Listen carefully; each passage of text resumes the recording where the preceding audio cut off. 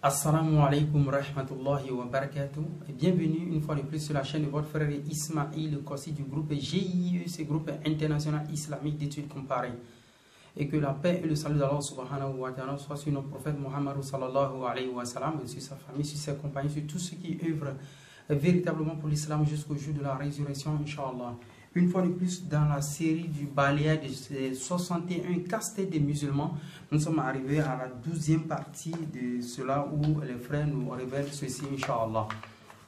Et il nous dit, selon la sourate 2, verset 42, Allah fustige le comportement de ceux qui dissimulent la vérité. Qui a donc organisé le faux semblant de la mort de Jésus de la sourate 4, verset 157? Pourquoi Allah a-t-il dissimulé cette vérité jusqu'à l'avènement de Muhammad sallallahu alayhi wa sallam? Tout d'abord, nous rappelons ce qu'ils ont dans la sourate 2, verset 42. C'est Allah subhanahu wa ta'ala qui parle et qui stigmatise le comportement des Juifs. D'ailleurs, pourquoi est-ce qu'ils ne croient pas au Coran? Qu'ils devaient croire le Coran et de ne pas cacher la vérité et faire, c'est-à-dire ne pas cacher la vérité. Donc, de ne pas mêler aussi le faux et du vrai. C'est ce que nous dit le verset 2, verset 42. Au verset 41, Allah subhanahu wa ta'ala, qu'est-ce qu'il dit? Il dit, et croyez à ce que j'ai fait descendre en confirmation de ce qui était déjà avec vous, et ne soyez pas les premiers à le rejeter, et ne changez pas mes révélations contre un vil prix. C'est moi que vous devez craindre. Au verset 42, et ne mêlez pas le faux à la vérité, ne cachez pas sciemment la vérité. Ici, Allah subhanahu wa ta'ala, il parle du livre qu'il a révélé aux Israélites, ici en question, où il stigmatise le comportement mafieux des Juifs qui ont caché la plupart des vérités qui se trouvaient dans l'Ancien Testament. Aujourd'hui, qu'on voit aujourd'hui, malheureusement, qui ont repris cela, nos frères chrétiens qui se sont calqués sur les mêmes méthodes juives. Inch'Allah ta'ala, nous allons aujourd'hui vous raconter pourquoi. Et leur question c'est que pourquoi Allah subhanahu wa ta'ala a caché cette vérité jusqu'au temps du prophète Mohammed sallallahu alayhi wa sallam qui est venu 600 ans après Isa alayhi salatu wa salam. Bien évidemment, le Coran se complète, le Coran est auto-référent, d'ailleurs même très succulent, et le Coran regorge de plusieurs aspects de style littéraire qui sont à désirer. Bon, dans la sourate 18, verset 9, qu'est-ce que Allah subhanahu wa ta'ala il nous dit? Bismillah ar-Rahman ar-Rahim. Am hasibta anna ashaba kahfi wa rakimi kanu min ayatina ajaba.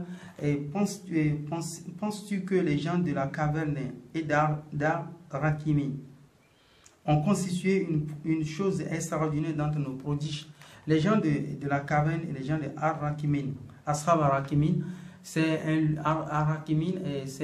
l'inscription sur la partie où c'était des jeunes qui se sont convertis, qui ont opté à prendre le chemin vers leur Seigneur, et du coup ils ont été malmenés par leurs confrères et ils sont allés se réfugier dans une caverne.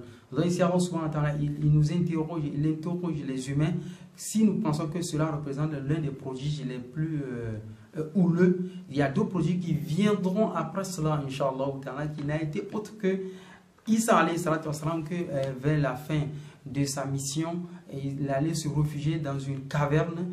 Alors subhanahu wa ta'ala a fait un rappel de cette histoire des mêmes jeunes qui sont allés se réfugier dans la caverne. Donc c'est comme ça le Coran s'explique. C'est comme ça les histoires ont une importance dans la vie d'un croyant, Inch'Allah. Donc nous allons revenir au verset 13. Qu'est-ce que Allah subhanahu wa ta'ala dit? Il dit Nahnu naqussu alayka naba'ahum bil haqq. Nous allons te réciter le récit en toute vérité. Donc déjà Allah subhanahu wa ta'ala commence par nous allons te raconter le verset Nahnu naqussu alayka naba'ahum bil haqq. Donc c'est juste pour souligner que Allah subhanahu wa ta'ala ne révèle pas seulement des histoires parce qu'il faut les révéler, mais il révèle toujours des histoires vu l'importance d'une situation pour supplier cela, mais pour élucider la plupart des événements qui se produisaient. Donc l'histoire de Isa alayhi salatu wa salam qui a été racontée au prophète Mohammed sallallahu alayhi wa sallam a une importance dans la vie des musulmans comme dans la vie des chrétiens qui ont cru une autre histoire et finalement Allah subhanahu wa ta'ala va révéler cela au prophète Mohammed sallallahu alayhi wa sallam, raison pour laquelle nous allons étudier cela plus loin dans le Coran. Dans le Coran, nous allons voir toujours dans la même sourate Kaf, verset 22. Dans la sourate Kaf, verset 22. Et ici, il est question de la narration de l'histoire des jeunes de la caverne. Pourquoi est-ce qu'Allah subhanahu wa ta'ala l'a fait? Ces jeunes, l'histoire s'est passée, mais la plupart des gens, comme l'histoire d'Isa alayhi salam, qui s'est passée bien avant le temps entre lui et puis le prophète Mohammed sallallahu alayhi wa sallam, beaucoup racontaient, beaucoup ne connaissaient même pas l'identité de Isa alayhi salam.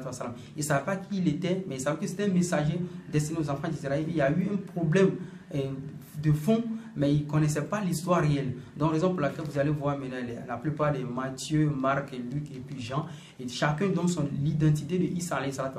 Vous verrez que Matthieu, il est à peu près conjointement, Luc reprend brièvement ce qu'a dit Matthieu, puisque Luc était l'un des compagnons de Paul dans Philémon 1. Il y a aussi Marc qui n'a rien comme, comment dirais-je, information. Isa alayhi salam nous dit d'ailleurs, malheureusement, qu'il fut le premier à écrire. Donc, vous verrez maintenant Jean qui viendra maintenant, qui donnera une autre identité de Isa alayhi salam. D'ailleurs, c'est très malheureux. Donc ici, Allah subhanahu wa ta'ala maintenant va révéler maintenant l'histoire des jeunes de la caverne au prophète Mohammed sallallahu alayhi wa sallam, qui fut à l'époque des disputes